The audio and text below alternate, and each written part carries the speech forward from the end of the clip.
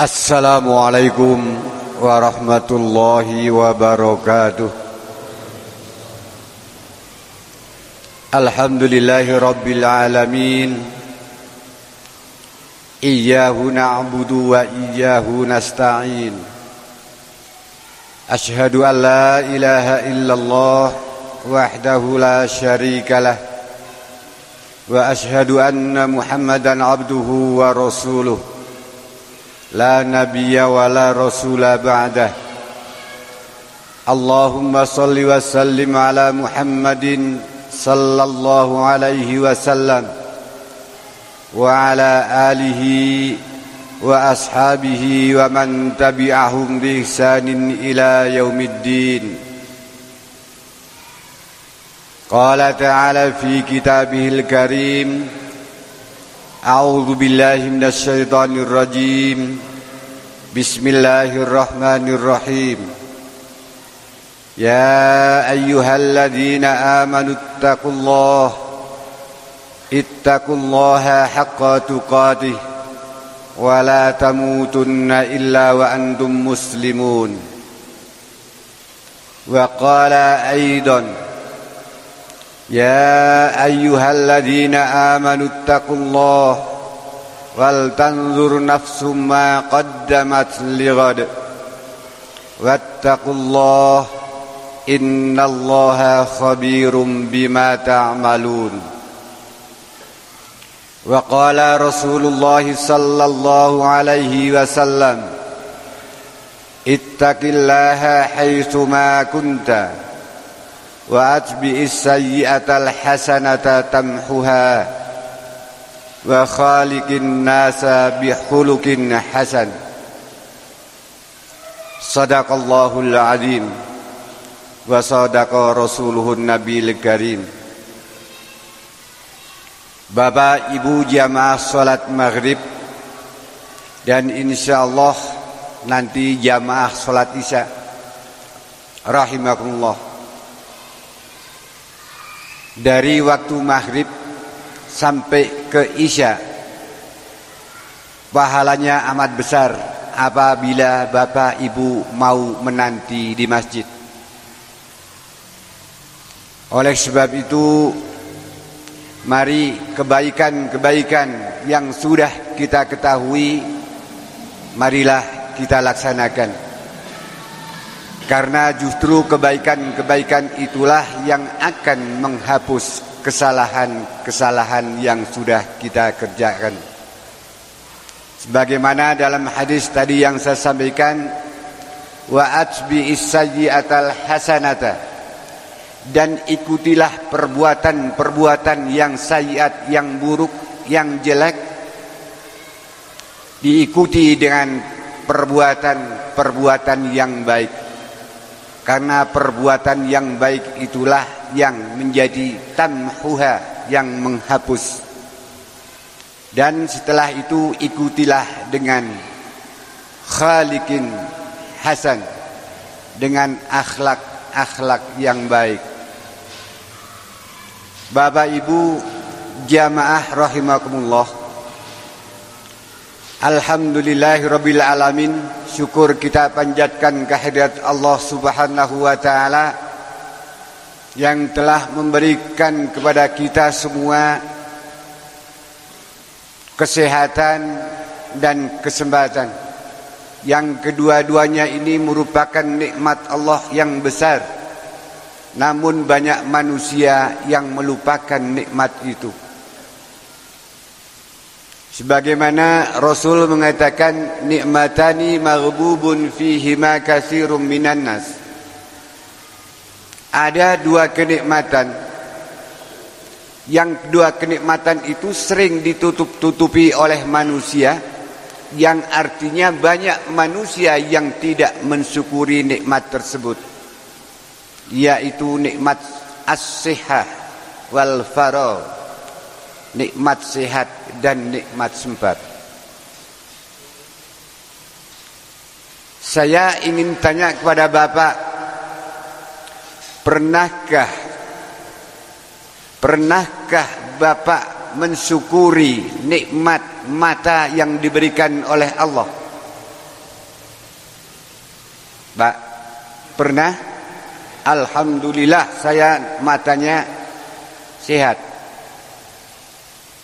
Nah, orang akan merasakan bahwa itu kenikmatan Allah yang besar manakala kenikmatan itu sudah dicabut. Kadang-kadang kalau kita matanya sehat, kita jarang bersyukur. Kalau ada ya segelintir manusia lah. Nah, orang itu akan merasakan betapa nikmatnya mata kita tatkala kita ini bisa memandang, bisa membedakan mana merah mana putih. Ini sangat sulit. Tapi itu akan dirasakan nikmatnya mata itu kalau kita ini sudah diberi belekan. Gini apa nggih? Tatkala belek sudah menimpa kita, baru kita ngomong, alangkah nikmatnya tatkala kita matanya sehat. Nah ini.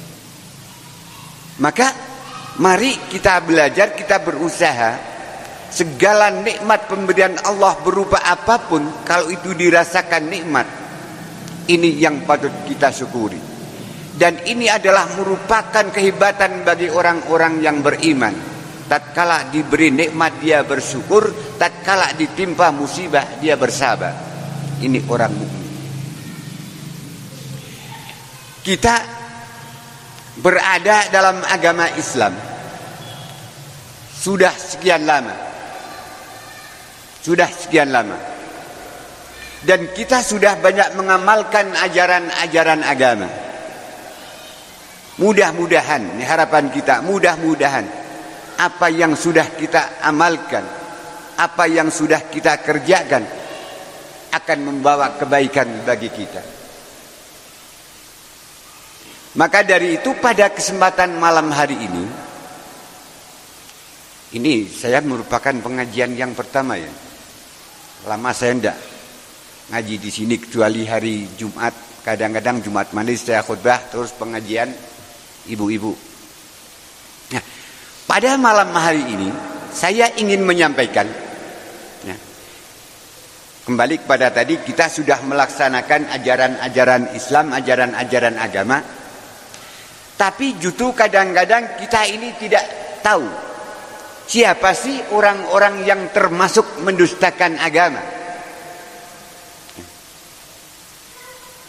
Kita sudah sholat, kita sudah puasa, kita sudah bayar zakat, dan mungkin kita sudah melaksanakan ibadah haji ke Baitullah. Nah, maka dari itu tadi karena saya diminta oleh Ustadz Abadi, Pak Ihsan nanti malam Jumat tolong disempatkan untuk isi pengajian di sana. Temanya apa Pak Ihsan? Ini Pak Abadi tanya saya, Ustadz Abadi, temanya apa ya? Saya tidak mikir panjang.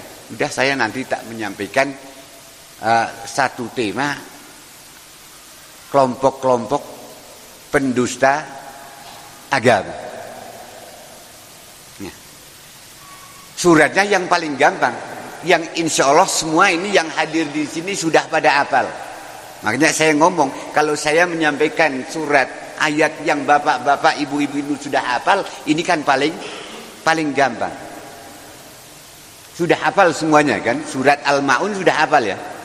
Ara'aital ladzi yukadzibu biddin sampai selesai cuma 7 ayat, hafal ya. Hafal. Dan untuk sekarang kita terhadap anak-anak pun kita ajarkan surat Al-Ma'un ya. Tidak sampai 7 hari hafal. Kadang-kadang semalam 2 malam semuanya sudah hafal. Tapi dulu, saya cerita sedikit, dulu Kiai Haji Ahmad Dahlan, pendiri gerakan organisasi Islam yaitu yang dinamakan Muhammadiyah, beliau mengajarkan surat Al-Ma'un sampai 40 hari. Bayangkan, apakah mereka pada saat itu yang diajar ini orang tolol-tolol, orang bodoh-bodoh? Enggak. Sampai 40 hari diajarkan surat Al-Ma'un. Santri-santrinya pada saat itu pada geludengan, gerundel, ngomong dari satu dengan yang lain ngomong, Gimana ini kiai kok ngajarin surat Al-Ma'un sampai sekian lama nggak selesai, padahal kita semua kan sudah pada hafal. Kemudian mereka berembuk. Udah, sekarang baiknya kita tanya saja pada Pak Kiai. Nah, akhirnya udah diputuskan, tanya sama Pak Kiai. Betul, pada satu malam tanya, Pak Kiai, kenapa sih? Apa enggak ada surat yang lain? Enggak ada ayat yang lain yang diajarkan kepada kita ini? Kok sudah sekian lama surat Al-Ma'un saja? Nah, Kiai Haji Ahmad Dahlan gampang jawab. Apakah kamu semua sudah pada hafal surat Al-Ma'un? Sudah hafal, ngecepal ini kalau orang Batur. Hafal bukan cuma hafal doang, hafal ngecepal. Sudah paham? Sudah hafal ngecepal, sudah paham. Bagus kalau begitu. Yang terakhir saya tanyakan kepada kalian semua, apakah surat ini surat Al-Ma'un yang 7 ayat yang kalian sudah hafal, sudah paham, apakah itu sudah diamalkan? Baru mereka bingung, tercengang. Ya, itu sih baru hafal, baru paham, tapi kayaknya ya belum saya amalkan. Makanya jadi ayat-ayat Al-Quran bukan cuma sekedar dibaca, diapalin, dipahamin, bukan. Tapi justru yang paling penting adalah pengamalan dari ayat. Nah, maka setelah itu dijelaskanlah oleh kiai kepada santri-santrinya, ini loh maksud dari surat Al-Ma'un dari ayat 1 sampai 7. Ini isinya salah satu di antaranya adalah kamu harus bisa menyantuni anak yatim. Kamu harus bisa memberi makan kepada orang-orang miskin. Apakah itu sudah dilaksanakan? Belum. Nah, ternyata belum. Lah ini maksud saya, sampai sekian lama mari kita amalkan dari surat ini. Bapak Ibu jamaah rahimakumullah. Ayat yang pertama ini satu pertanyaan dari Allah. Allah bertanya, tapi pertanyaan Allah tidak membutuhkan jawaban dari kita. Kalau Allah bertanya pada kita suruh jawab bingung. Allah bertanya, Allah yang menjelaskan. Jadi beda antara kalau di dunia pendidikan, sekolah itu enggak. Guru tanya sama murid harus bisa menjawab ini untuk menguji sejauh mana murid itu menerima pelajaran. Nah, dalam ayat yang pertama, ini Allah bertanya, ara'aital ladzi yukadzibu biddin. Apakah kamu tahu, hai Muhammad, yukadzibu biddin, orang-orang yang mendustakan agama, orang-orang yang mendustakan besok kita akan bertemu dengan Allah, orang-orang yang mendustakan balasan Allah yang berupa neraka, berupa surga. Apakah kamu tahu? Pendustakan agama. Nah, kemudian dijelaskan oleh ayat berikutnya, Allah yang bertanya, Allah yang menjelaskan. Fadzalikal ladzi yad'ul yatim. Itulah orang-orang yang yad'ul yatim, menghardik, tidak mau ngurus anak-anak yatim sementara kemampuan kamu ada. Nah, ini kan satu pertanyaan. Kalau kita ada kemampuan, kita banyak rezeki, kita melihat anak-anak yatim terlantar, lantas kita biarkan. Coba sekarang kalau di Bujangsar ini sudah ada berapa orang kira-kira yang sudah mengasuh anak yatim? Yang mampu ini, yang saya tanya yang mampu. Yang hartanya banyak, melimpah, ada anak yatim diurus. Ada enggak? Belum ada. Ini. Kalau ada anak yatim dia terlantar, kita punya kemampuan tidak mengurus. Ini yang termasuk kelompok yukadzibu biddin. Ini Al-Quran. Kita sudah sholat, sudah puasa, ya, sudah bayar zakat, sudah haji, tapi ada anak yatim terlantar. Nih, tentunya anak yatim yang dimaksud dia membutuhkan satu bimbingan. Kalau dia anaknya orang mampu, ya, dia orang mampu, dia yatim, kita perlu memberikan satu bimbingan paling tidak. Yang penting kita bisa mengurus anak yatim. Jangan sampai malah dibalik, bukannya kita mengurus tapi malah menguras harta anak yatim. Naudzubillah, ada dari pembagian ini saya agak nyimpang sedikit ya. Pembagian harta waris. Kemudian salah satu anak dari bapak itu tatkala bapak meninggal, terus warisnya dibagi, ada salah satu anak yang sudah punya anak, anaknya masih kecil, kemudian bapaknya anak itu meninggal dulu. Harta waris belum dibagi. Kemudian setelah dibagi-bagi dari keluarga-keluarga yang sudah dewasa, karena dia bapaknya sudah meninggalkan jadi anak yatim, jadi anak yatim. Ini berusaha untuk bagaimana supaya dia mendapatkan jatah waris yang lebih banyak. Sementara yang dari anak yatim ini amat kasihan sekali. Nah, maka dari itu mari, kalau toh kita tidak mampu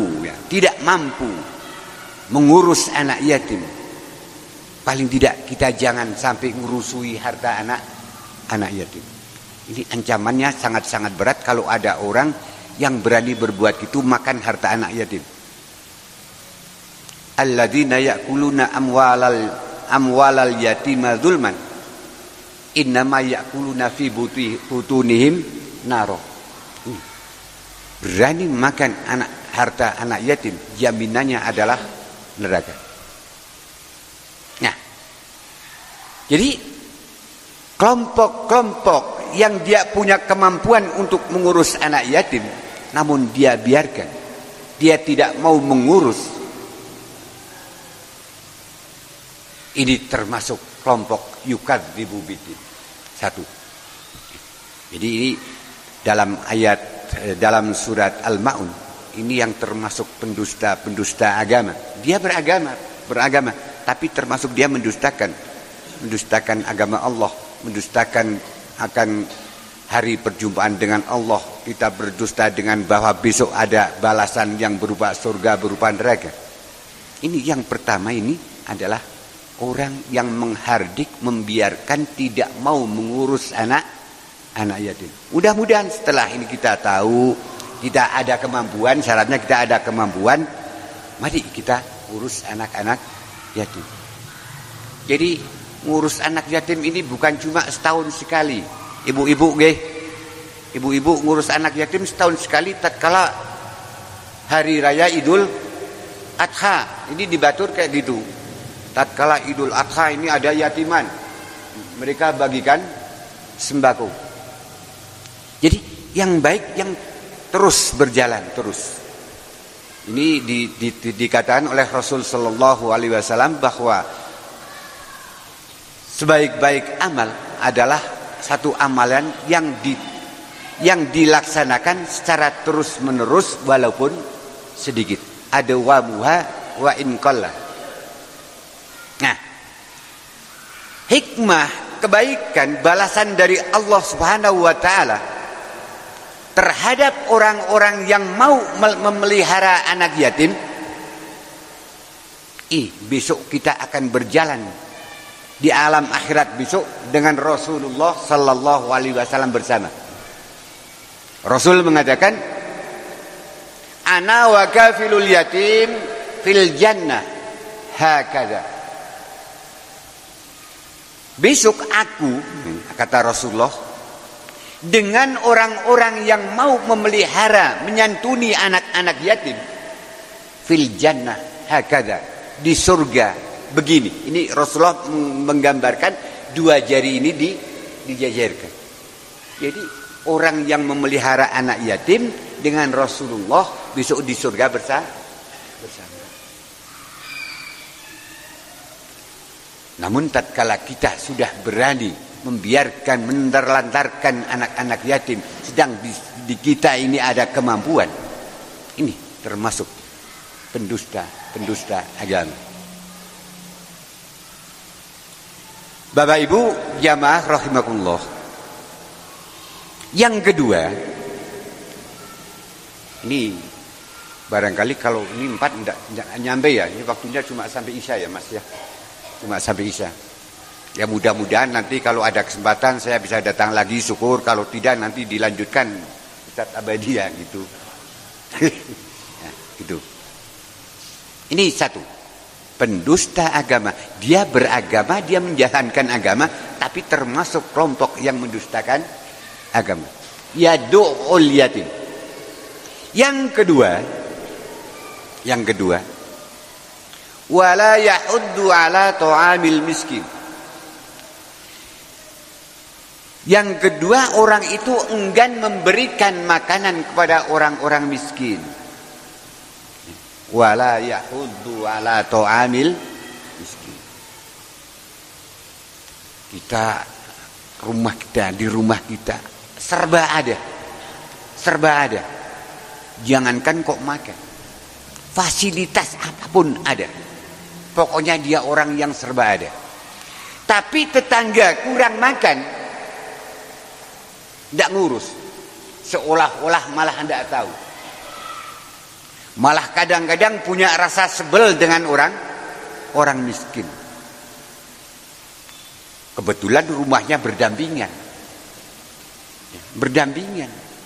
Dia selalu berusaha membujuk, merayu, agar tanah milik orang miskin ini diusahakan untuk bisa dijual kepada orang itu. Kadang-kadang terjadi begitu. Ini ada satu kisah di zaman sahabat Umar bin Khattab. Umar bin Khattab menjadi seorang Amirul Mukminin. Kemudian dia mengangkat seseorang untuk menjadi gubernur di Mesir.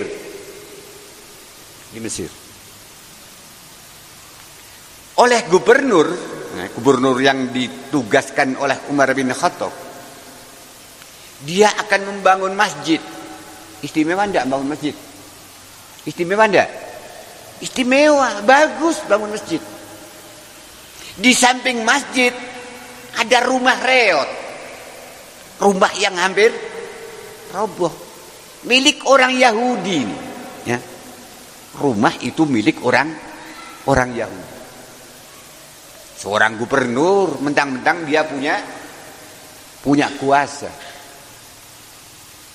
Mau dibangun masjid, dipanggilnya orang Yahudi itu. Hei Yahudi, sini. Kaget dia, orang miskin, orang Yahudi dipanggil oleh gubernur. Dia datang. Ada apa? Ini akan saya bangun masjid. Sedangkan rumah kamu ini sangat mengganggu keindahan masjid. Oleh sebab itu bagaimanapun juga, karena ini program pemerintah, ini rumah kamu akan saya gusur, akan saya bangun masjid. Si Yahudi ini tercengang, ngomong, gimana ini? Saya ini kan orang makmur, tahu orang makmur? Punya cuma rumah sama sumur, ini maksud. Punyaan saya ini cuma rumah sama sumur. Kalau digusur saya mau di mana? Enggak, ini pasti akan saya gusur. Kemudian orang Yahudi ini berpikir, gimana Islam ini katanya rahmatan lil alamin. Dia mau bangun masjid malah rumah saya yang mau digusur. Dia berpikir, kalau saya minta pengadilan kepada Khalifah Umar bin Khattab, mana mungkin. Gubernurnya saja begitu, apalagi khalifahnya. Tapi dengan tekad yang bulat, si Yahudi miskin tadi, dia punya kekuatan batin yang luar biasa. Apapun yang terjadi, saya akan datang ke Madinah, akan menemui Khalifah Umar bin Khattab. Betul, dia berangkat jalan kaki jauh. Nih, singkat cerita. Setelah dia sampai menemui Umar bin Khattab, dia ngomong, wahai Amirul Mukminin, gubernur sampean ini di negeri saya mau bangun masjid, tapi kok rumah saya yang mungmungan ini, kalau orang Batur mungmungan mau digusur. Saya minta keadilan. Terus ditanya oleh, apa betul begitu? Kamu tidak bohong? Tidak betul begitu. Saya minta keadilan. Tolong. Nah, Umar bin Khattab tidak memberikan jawaban yang panjang lebar. Justru si Yahudi tadi diperintah oleh Umar bin Khattab, kamu cari di tempat sampah, kamu cari tulang. Setelah kamu dapatkan tulang, terus bawa ke sini. Mikir lagi nih, saya minta keadilan, tapi sampai saya ketemu Umar bin Khattab, ketemu Amirul Mukminin, justru saya disuruh ngorek-ngorek tempat sampah untuk cari tulang. Bingung gak ini? Bingung. Nah, setelah dia mendapatkan satu tulang, dibawa, diserahkan kepada Umar bin Khattab. Wahai Amirul Mukminin, ini tulang yang saya temukan. Baik, bawa sini. Tulang itu diterima oleh Umar bin Khattab. Kemudian Umar bin Khattab mengambil pedang. Tulang itu digaris lurus, rek.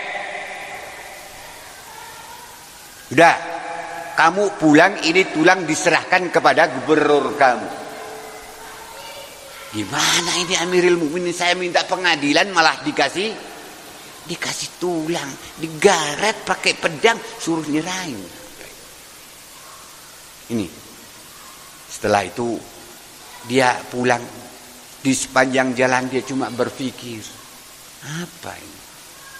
Tapi tidak apa-apa dah, toh ini Amirul Mukminin yang memberikan. Waktu sudah habis.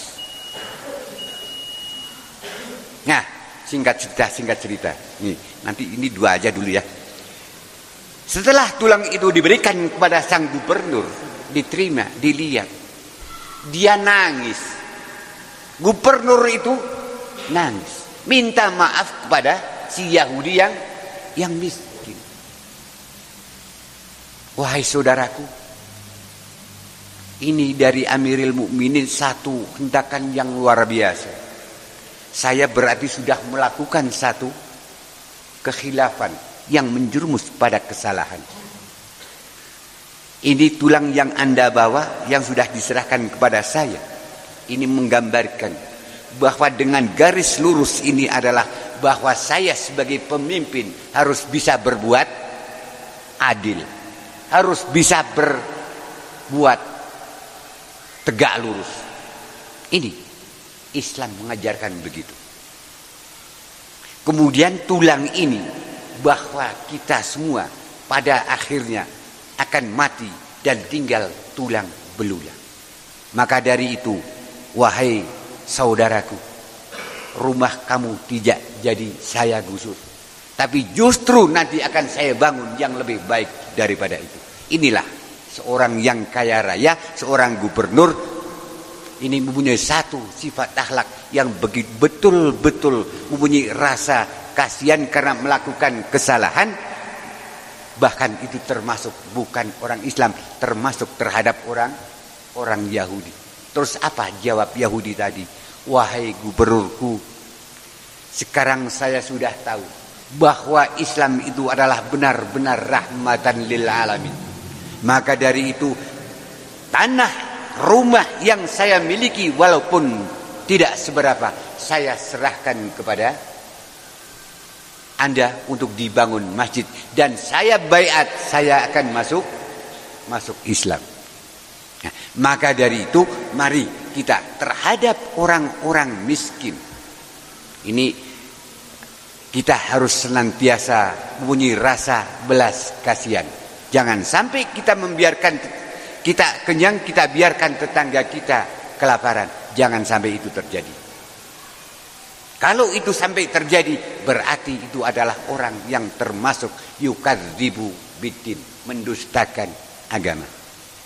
Maka dari itu dalam satu hadis yang kemarin pada Jumat pernah saya sampaikan, bahwa perintah Rasulullah sallallahu alaihi wasallam kepada Abu Dzar yaitu ayyuhibbal masakin wadunuwi minhum. Selalu kita punya rasa cinta kepada orang-orang miskin dan selalu dekat dengan mereka. Insyaallah itu akan berjalan seiring dan sejalan antara si kaya dan si miskin. Maka tugas orang kaya sesuai dengan ayat ini bukan cuma kita memberikan zakat saja, tapi kita ada mempunyai rasa belas kasihan terhadap mereka. Kayaknya sampai di sini dulu. Mudah-mudahan ada kesempatan lain. Kalau tidak ada, saya mohon tolong nanti Pak Ustadz Abadi untuk bisa melanjutkan, karena memang waktunya hubungan sekali. Ya, walaupun ini pengajian sedikit, tapi insya Allah kalau ini terus berjalan setiap malam Jumat ada, insya Allah bagus. Ya, daripada kita banyak sekali memberikan satu pengajian tapi waktunya lama, mending sedikit-sedikit tapi rutin. Ini akan lebih baik daripada kita mengajarkan yang begitu ramai tapi waktunya tenggang, waktunya jauh. Mudah-mudahan apa yang saya sampaikan akan bisa mengunggah kita semua, khususnya untuk diri saya. Allah memberikan kemampuan kepada saya bisa berbuat itu. Tapi ini syaratnya kita punya kemampuan. Sekian, mari kita tutup dengan bacaan doa kafaratul majlis. Subhanakallahumma wa bihamdika asyhadu alla ilaha illa anta astaghfiruka wa atubu ilaik. Billahi taufiq wal hidayah. Assalamualaikum warahmatullahi wabarakatuh.